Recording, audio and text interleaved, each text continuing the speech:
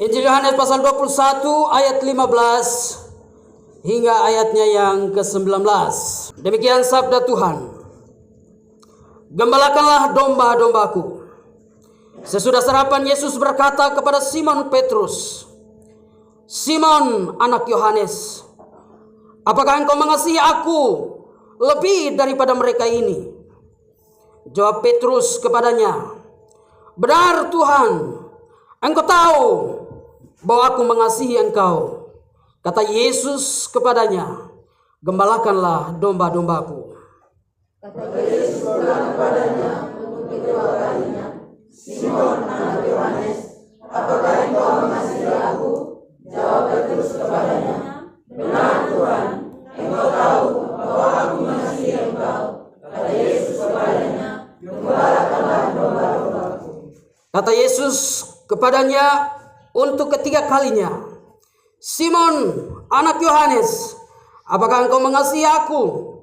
Maka sedih hati Petrus karena Yesus berkata untuk ketiga kalinya, apakah engkau mengasihi aku? Dan ia berkata kepadanya, Tuhan, engkau tahu segala sesuatu. Engkau tahu bahwa aku mengasihi engkau. Kata Yesus kepadanya, gembalakanlah domba-dombaku. Aku berkata kepadamu, sesungguhnya ketika engkau masih muda, engkau mengikat pinggangmu sendiri, dan engkau berjalan kemana saja kau kehendaki. Tetapi jika engkau sudah menjadi tua, engkau akan mengulurkan tanganmu, dan orang lain akan mengikat engkau, dan membawa engkau ke tempat yang tidak kau kehendaki. Dan hal ini dikatakannya untuk menyatakan bagaimana Petrus akan mati dan memuliakan Allah. Sesudah mengatakan demikian, ia berkata kepada Petrus, ikutlah aku. Puji Tuhan Bapak Ibu Saudara, demikian jauh pembacaan firman Tuhan bagi kita hari ini. Dan tentunya yang berbahagia adalah kita semua yang sudah membaca atau mendengar firman Tuhan. Teristimewa bagi kita yang bukan hanya saja mendengar, tapi kita melakukan firman Tuhan ini dalam perjalanan kehidupan kita hari lepas hari. Bapak Ibu Saudara, Shalom. Shalom. Puji Tuhan. Hari ini kita akan merenungkan firman Tuhan ini di bawah satu tema, apakah engkau mengasihi aku? Bapak Ibu Saudara, tema ini menarik sekali karena dalam bentuk pertanyaan kepada kita semua umatnya, apakah engkau mengasihi aku?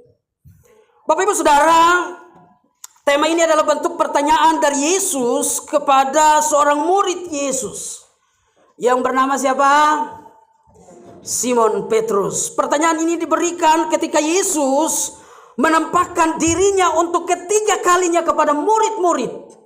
Dan pada waktu itu murid-murid sedang berada di Danau Tiberia, di pantai Danau Tiberia. Jadi Bapak Ibu Saudara, setelah Yesus bangkit, ia tidak langsung naik ke surga, tapi ia masih berada di bumi ini selama berapa hari? Tidak ada yang tahu? Majelis? 40 hari Yesus masih berada di atas muka bumi ini. Dan Bapak Ibu Saudara, ia berulang kali menampakkan diri kepada murid-muridnya. Tujuannya adalah untuk menguatkan, meneguhkan iman percaya mereka, agar mereka tetap melakukan pekerjaan Tuhan di bumi ini. Bapak Ibu Saudara, di pantai Danau Tiberia ini, Yesus membuat murid-murid berhasil menangkap ikan yang cukup banyak. Padahal semalaman mereka cari keliling danau itu, tetapi satu ekor pun mereka tidak dapat. Tapi ketika Yesus datang dan menampakkan diri kepada mereka dan bertanya kepada mereka, hai anak-anak, adakah kamu mempunyai lauk pauk? Para murid dengan jujur berkata, tidak ada. Lalu Yesus menyuruh mereka, tebarkanlah jalamu di sebelah kanan perahu. Dan ketika murid-murid taat kepada perintah Tuhan, mereka berhasil. Bapak Ibu Saudara yang dikasihi oleh Tuhan, kemudian Yesus memberi mereka makan roti dan ikan. Setelah mereka sarapan, Yesus kemudian menguji kasih Petrus kepadanya. Yesus bertanya kepada Petrus sampai berapa kali? 3 kali. Simon anak Yohanes, apakah engkau mengasihi aku lebih daripada mereka ini? Bapak Ibu Saudara, dalam terjemahan bahasa Indonesia kelihatannya sama bentuk pertanyaannya. Tapi kalau kita lihat dalam bahasa Yunaninya itu berbeda. Pertanyaan pertama, Simon anak Yohanes, apakah engkau mengasihi aku lebih daripada mereka ini? Kata mengasihi yang digunakan di sini adalah kata agapao yang berasal dari kata agape. Agape artinya bukan sekedar mengasihi, tetapi juga harus memberi diri secara totalitas. Sama seperti kasih Kristus kepada kita sebagai umatnya. Yesus mengasihi kita dan memberi diri secara total. Dia berkorban hingga mati di atas kayu salib. Sekarang apa jawab Petrus kepada Yesus yang bertanya, apakah engkau mengasihi aku? Dengan memberi diri secara totalitas. Petrus menjawab, benar Tuhan, engkau tahu bahwa aku mengasihi engkau. Kata mengasihi yang diucapkan oleh Petrus ini adalah menggunakan kata pilea atau pileo, bukan agapao atau agape. Artinya aku mengasihi engkau sebagaimana layaknya seorang sahabat. Maka kemudian muncul pertanyaan yang kedua. Simon anak Yohanes, apakah engkau mengagapao aku?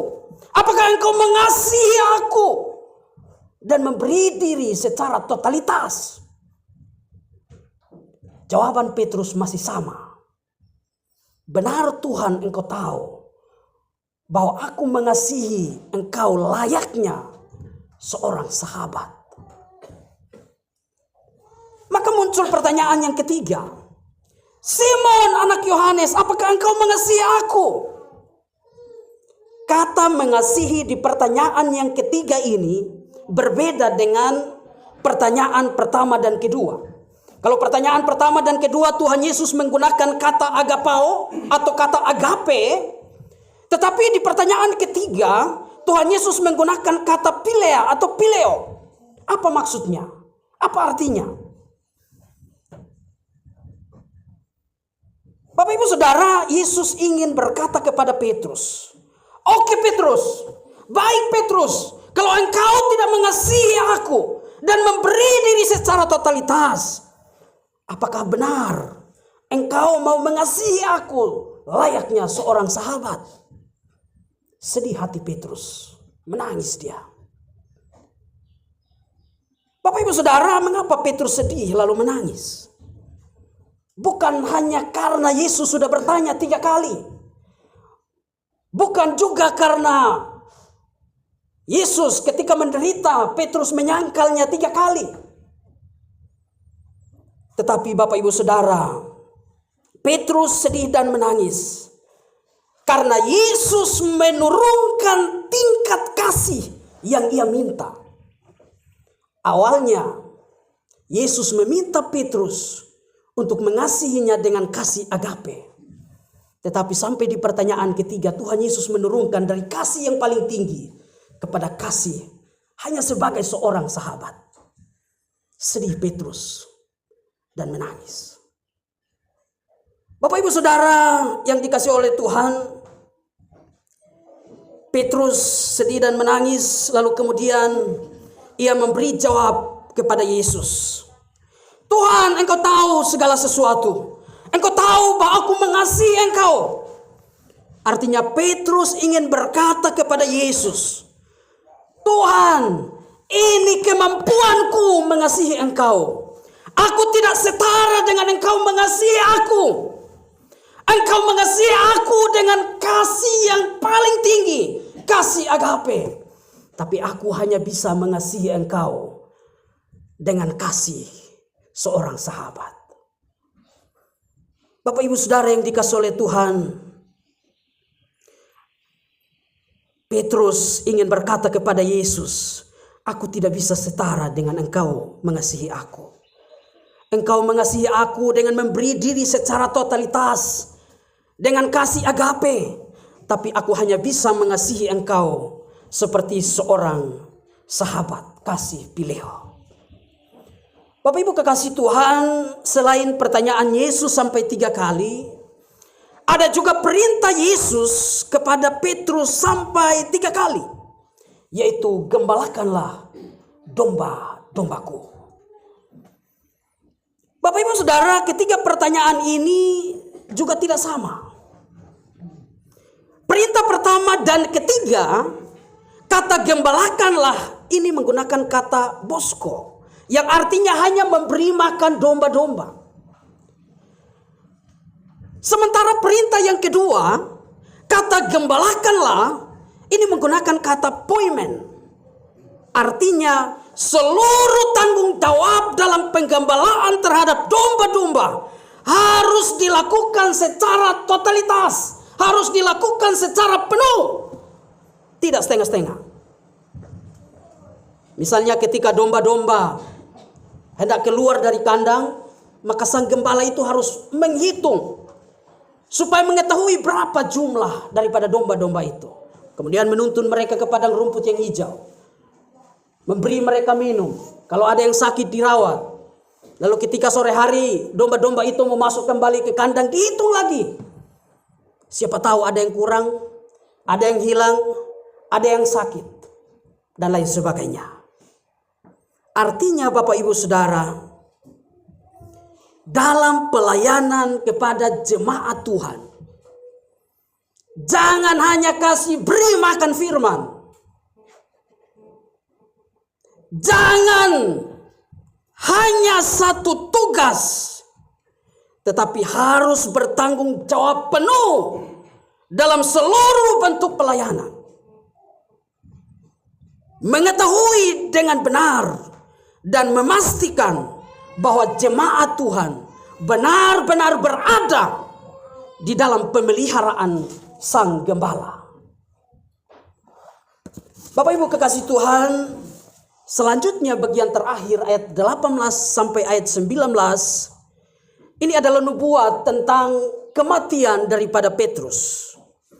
Dalam catatan sejarah, Petrus mati martir di kota Roma. Martir tidak sama dengan apa yang sekarang viral itu, syahid. Ya, syahid berarti membela agama dengan harus berperang, membunuh orang. Tapi martir mempertahankan iman sampai harus menderita dan mati. Bapak Ibu Saudara yang dikasihi oleh Tuhan, dan kematian Petrus ini sangat mengerikan. Petrus juga disalib. Tetapi sebelum ia disalib, ia meminta supaya salibnya itu jangan sama seperti Yesus. Ia meminta supaya salibnya itu terbalik. Kepala di bawah, kaki di atas. Mengapa Petrus meminta supaya salibnya terbalik? Kepala di bawah, kaki di atas. Petrus merasa dirinya tidak layak sama seperti Yesus. Bapak Ibu Saudara yang dikasihi oleh Tuhan, kematian Petrus ini sangat-sangat mengerikan sekali.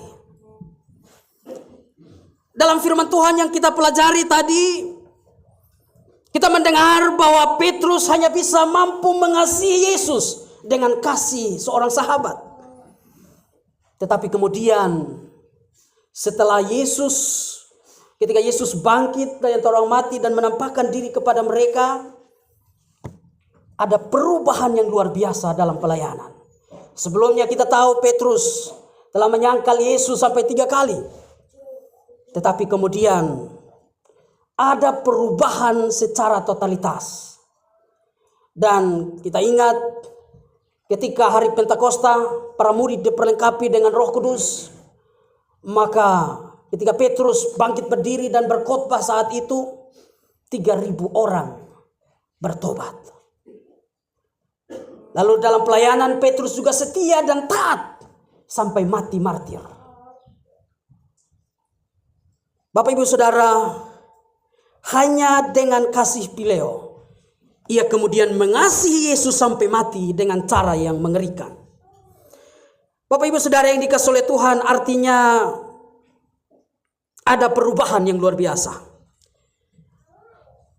yang dialami oleh Petrus. Ia taat, setia melayani Tuhan sampai mati. Bapak Ibu kekasih Tuhan, demikian jauh penjelasan teks firman Tuhan bagi kita. Dan sekarang apa pelajarannya untuk kita bawa pulang dalam kehidupan beriman kita hari lepas hari? Pelajaran pertama bagi kita, Tuhan tahu kadar kasih kita kepadanya. Tuhan tahu kemampuan kita mengasihi Dia. Sebagaimana Petrus hanya bisa mampu mengasihi Yesus dengan kasih Pileo. Dan Tuhan tidak minta lebih daripada kemampuan Petrus.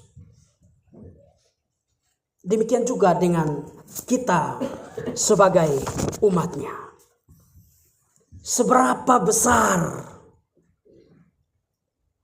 kita mampu mengasihi Yesus? Seberapa besar kualitas kita mengasihi Yesus? Tuhan tidak menuntut lebih, tetapi Ia mau supaya dengan kemampuan yang ada pada kita, kita lakukan itu dengan maksimal.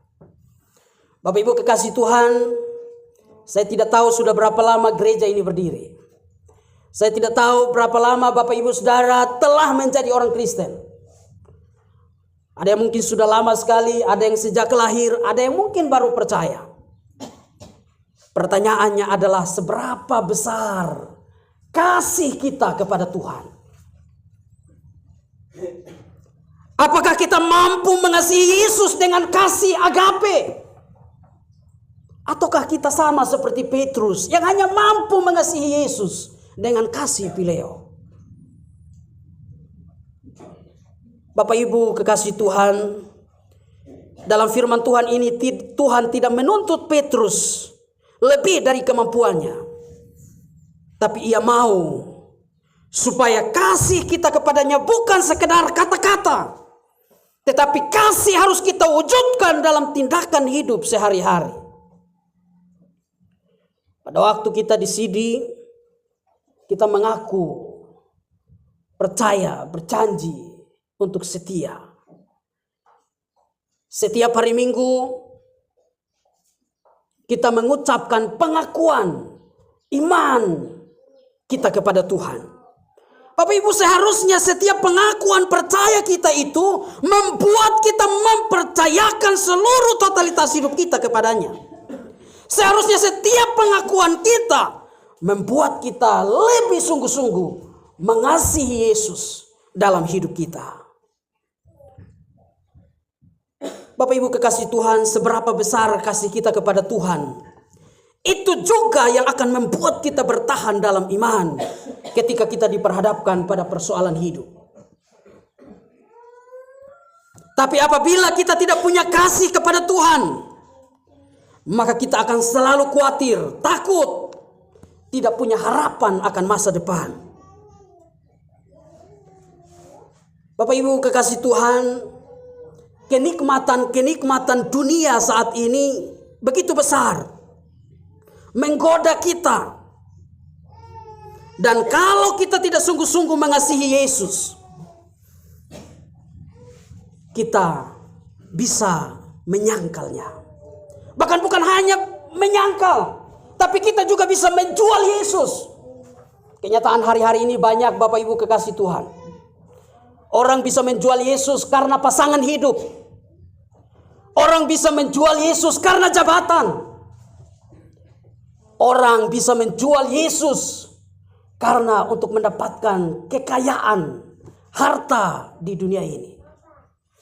Maka segala hal dilakukan untuk mendapatkan apa yang diinginkan, dan kasihnya kepada Tuhan menjadi pudar.